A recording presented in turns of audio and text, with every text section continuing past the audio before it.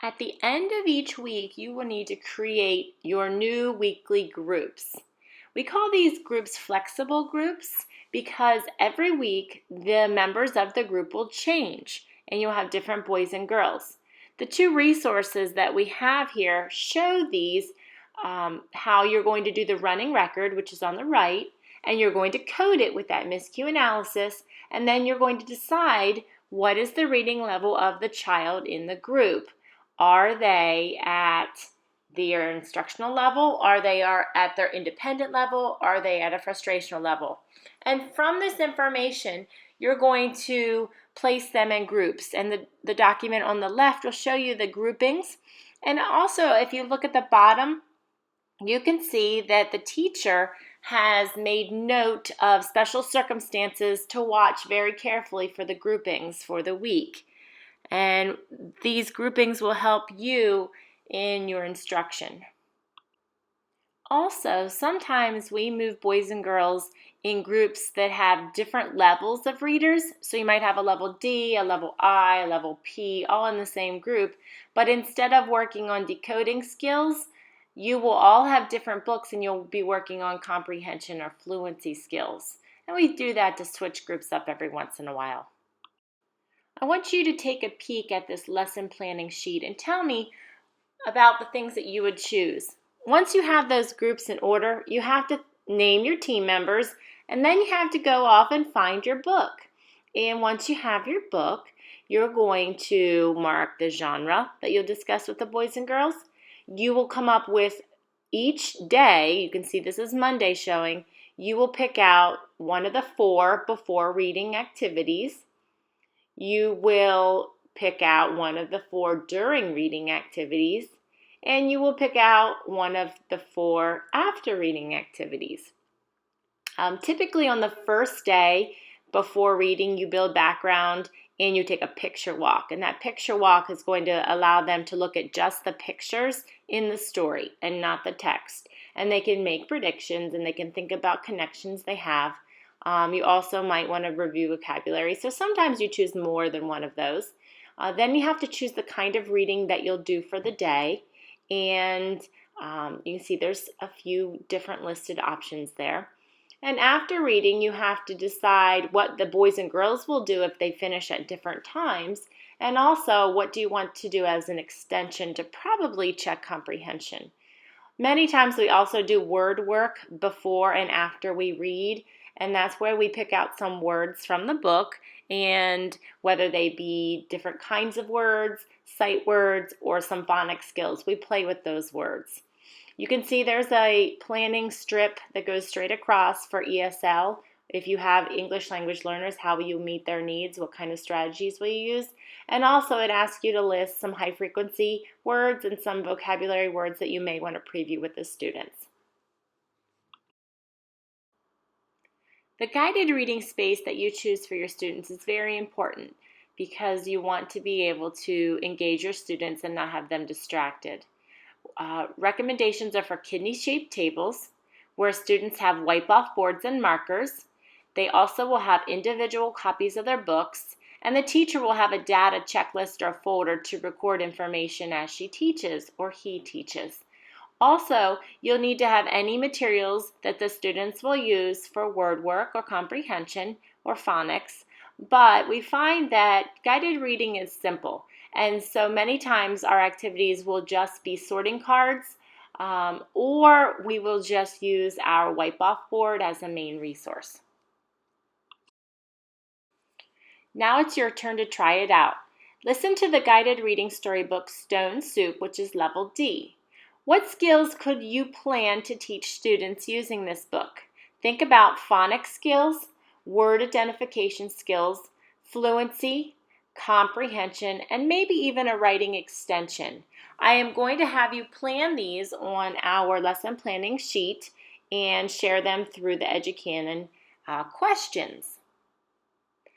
Just a reminder that you do have the print copy of the book that you printed prior to coming to this video, and that print copy will also allow you to look more carefully when planning for your guided reading group.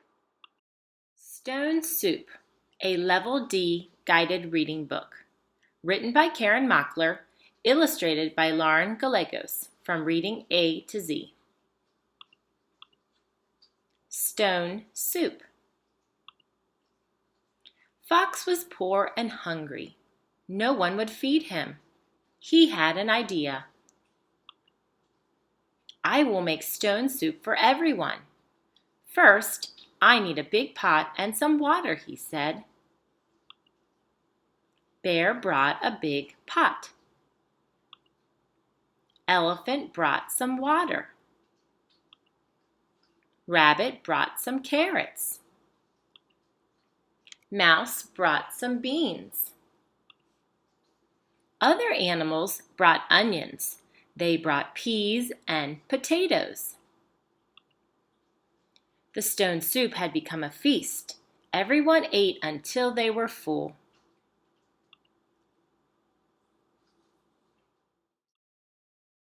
So what did you decide for word work? If you look at our examples up here, word work can be word families that you are found in the book. It can be spelling. It can be putting words from the book in order that is a proper sentence. It can be looking at blends or digraphs. It can be looking at words, mainly nouns, to see if they are singular or plural. The possibilities are really endless for word work, but it is working with the words that you selected from the book. So look back at that book. What kind of words or phonics skills do you want the boys and girls to play with? Following word work, you are going to actually have the boys and girls read the book. And so we did our picture walk at this point, and now you have to decide how you want them to read. Now, I'll be quite honest, on the first day of the week that we work with a book, I usually have them read independently, and then on the days that follow, we'll do some other sort of reading. But I feel like it gives them a chance to get to know the book on their own on Monday or whatever the first day is that you meet a group. Some activities for oral reading would be whisper reading with a teacher popping in, and that means the teacher is going to be looking at the words and listening to them read in their voices and just kind of popping in with each student to hear a section of the story. Students can also partner read or echo read, which we saw during Fluency Read. And I just included this picture of some pointers that are favorites in my classroom. You can buy them on Oriental Trading or at the dollar store, but they fit on their fingers and they help them track the print by pointing at each word as they read. And that helps you as a teacher know a lot of information about what's going on with your reader.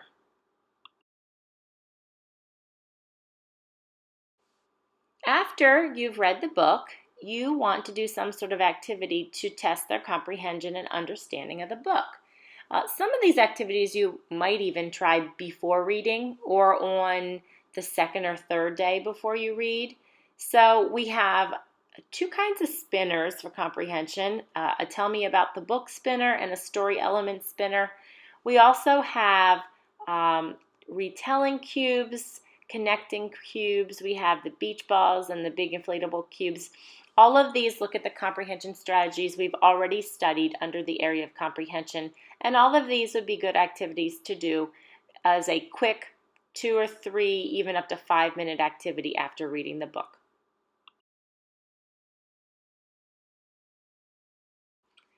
Just some final thoughts to leave you with, and to be honest, this is going to sound like an awful, scary math problem. But guided reading groups typically have 2 to 8 students in. You never want more than 8 students. You would break that group into 2 groups of 4, 4 and a 5. 2 students really help, although I've had groups of 1. This usually means, though, in your classroom for the week, you're going to have 3 to 5 groups. Typically, a teacher meets with each group 2 to 3 times a week using the same book each time. And guided reading groups are usually 15 to 20 minutes long each time you meet. And this means you only get in 1 to 2 groups a day. So this becomes a very unique puzzle in how you're going to meet with your groups 3 to 5 times, 2 to 3 times a week when you only can get 1 to 2 in a day. And it's a scheduling nightmare, to be quite honest. So this is definitely a challenge of guided reading that you will encounter if you have this kind of reading in your classroom.